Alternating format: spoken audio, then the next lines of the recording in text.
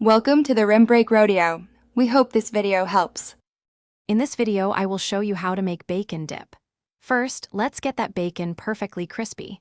You'll want about 8 slices of thick-cut bacon. Cook it until it's very well done, almost brittle. This ensures a great texture in your dip. Once cooked, drain off all the grease thoroughly. Then, crumble the bacon into small, bite-sized pieces. This foundational step is key to our amazing dip. Now, let's build our creamy base. In a medium bowl, combine 8 ounces of softened cream cheese with 1/2 cup of sour cream. For an extra layer of richness, stir in 1/4 cup of good quality mayonnaise. Next, add 1 tablespoon of Worcestershire sauce. This secret ingredient really deepens the flavor. Mix everything together until it's smooth and well combined, ensuring no lumps remain.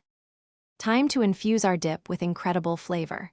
First, add 1/4 cup of freshly chopped green onions to the creamy base.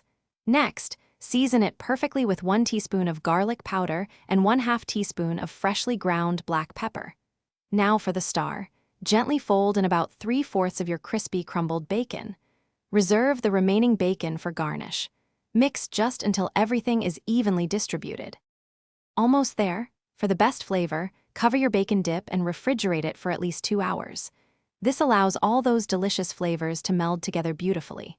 Before serving, give it a quick stir and then garnish with the remaining crumbled bacon and some fresh chopped chives for a pop of color.